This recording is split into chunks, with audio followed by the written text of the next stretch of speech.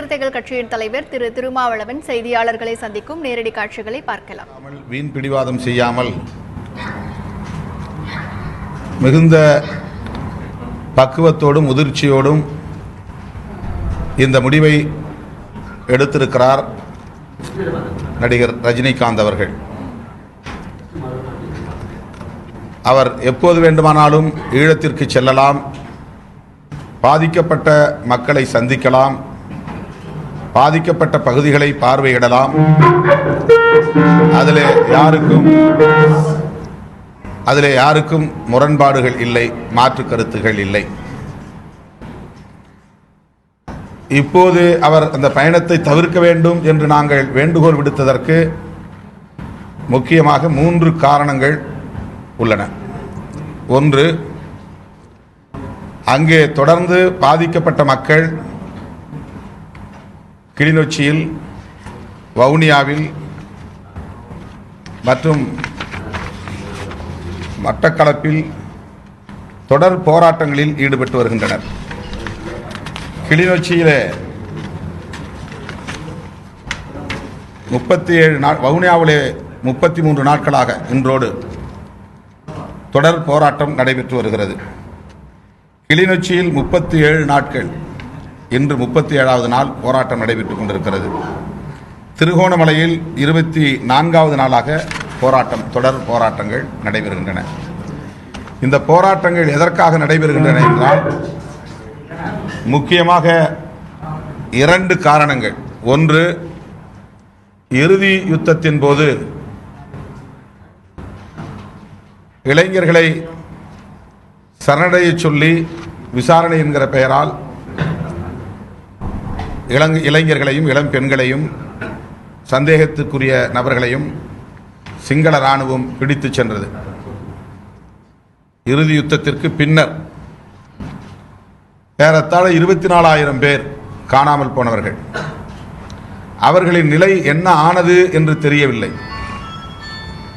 இது பற்றி சிங்கள அரசு உரிய விளக்கத்தை தர வேண்டும், அறிக்கையை அளிக்க வேண்டும். அவர்கள் கொல்லப்பட்டார்களா, சிறையில் அடைக்கப்பட்டிருக்கிறார்களா, எங்கே இருக்கிறார்கள் என்பதை சிங்கள அரசு அறிவிக்க வேண்டும் என்பது ஒரு கோரிக்கை. இரண்டாவது, தமிழ் மக்களின் வாழ்விடங்களையும் உழவுக்கான காணிகளையும் சிங்கள இராணுவம் ஆக்கிரமித்துக் கொண்டிருக்கிறது. ஆகவே அந்த காணிகளை, வாழ்விடங்களை எங்களிடம் திரும்ப ஒப்படையுங்கள் என்று ஒரு கோரிக்கை. இந்த 2 கோரிக்கைகள் முதன்மை கோரிக்கைகளாக முன்வைக்க பெற்று பல்வேறு இடங்களில் தொடர் போராட்டங்கள் நடைபெற்று வருகின்றன. இந்த போராட்டங்கள் நடைபெற்று வரும் சூழலில் திரு ரஜினிகாந்த் அவர்களின் பயணம் நிகழுமேயானால் இந்த போராட்டத்தை திசை திருப்பி விடுவார்கள் சிங்கள ஆட்சியாளர்கள். உலக அரங்கில் இது குறித்த விவாதம் தடைபட்டு போகும். இரண்டாவது காரணம், ஐநா மனித உரிமை கவுன்சில் கூட்டத்தில் சிங்கள இனவெறி அரசை ஏறத்தாழ 42 நாடுகள் வன்மையாக கண்டித்துள்ளன. 2015ஆம் ஆண்டு அவர்களுக்கு விசாரணை நடத்துவதற்கான ஒரு ஆணை பிறப்பிக்கப்பட்டது. 1.5 ஆண்டுகளில் அந்த விசாரணையை முடித்து அறிக்கையை ஐநா பேரவையில் சமர்ப்பிக்க வேண்டும் என்பது தீர்மானம். பன்னாட்டு நீதிபதிகளை கொண்ட உள்ளூர் விசாரணை, உள்ளக விசாரணை, இதற்கு நாம் கடுமையான எதிர்ப்பை தெரிவித்தோம். சர்வதேச நீதிபதிகளை கொண்ட சர்வதேச விசாரணையாக இன்டர்நேஷனல் இண்டிபெண்டன்ட் என்கொயரி என்கிற கோரிக்கையை வைத்தோம். அதிலே சிங்கள இனவெறி அரசை சார்ந்தவர்கள் இடம்பெறக்கூடாது என்பதுதான் முக்கியமான கோரிக்கை. ஆனால் அதையெல்லாம் புறந்தள்ளிவிட்டு பன்னாட்டு நீதிபதிகளும் இருக்கிற ஒரு ஹைபிரிட் மெக்கானிசம், பன்னாட்டு நீதிபதிகளும் இடம்பெறுகிற, சிங்கள நீதிபதிகளும் பெரும்பான்மையாக இடம்பெறுகிற வகையிலான ஒரு குழு, நீதிபதிகள் அடங்கிய குழு அந்த விசாரணை நடத்தும். அதுதான் டொமஸ்டிக் என்கொயரி. Hybrid mechanism. இது ஐநா பேரவையால் அங்கீகரிக்கப்பட்டது, அனுமதி அளிக்கப்பட்டது. ஆனால் இந்த 1.5 ஆண்டுகளில் மைத்ரிபால சிறிசேனா அரசு இது தொடர்பான விசாரணையை தொடங்கவே இல்லை.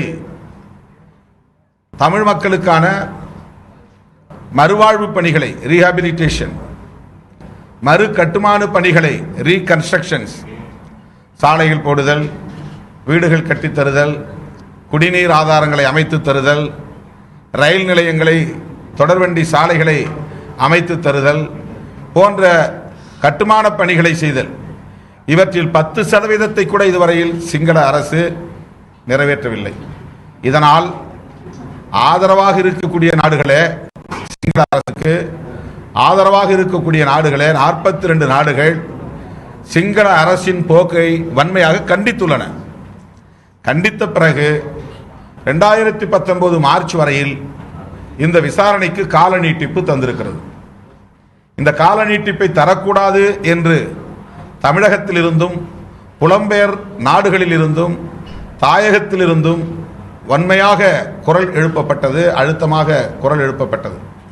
ஆனாலும் இந்தியா, பாகிஸ்தான் போன்ற நாடுகள் சிங்கள அரசுக்கு உற்ற துணையாய் இருந்து ஆதரவு தெரிவித்ததன் விளைவாக கால நீட்டிப்பு வழங்கியிருக்கிறார்கள். பன்னாட்டு நீதிபதிகள் கூடாது என்ற கோரிக்கையை நிராகரித்து விட்டார்கள். பன்னாட்டு நீதிபதிகள் இடம்பெறுவார்கள் என்று ஐநா பேரவை ஒப்புக்கொண்டிருக்கிறது. ஆக இந்த சூழலில் திரு ரஜினிகாந்த் அவர்கள் ஈழம் சென்றால் சிங்கள இனவெறி அரசு தமிழ் மக்களுக்கு மிகச்சிறப்பான முறையில் நலப்பணிகளை செய்து கொண்டிருக்கிறது என்று உலக அரங்குக்கு ஒரு தோற்றத்தை உருவாக்க இந்திய அரசும் சிங்கள அரசும் முயற்சிக்கிறது என்ற ஐயப்பாடு தமிழ் மக்களிடையே எழுந்துள்ளது. அவர் வந்தால் ஒட்டுமொத்த இந்த அரசியல் சூழலும் வேறு திசை வழியில் நகர்த்தப்படும் என்ற அச்சம், இது ஒரு இயல்பான அச்சம். இது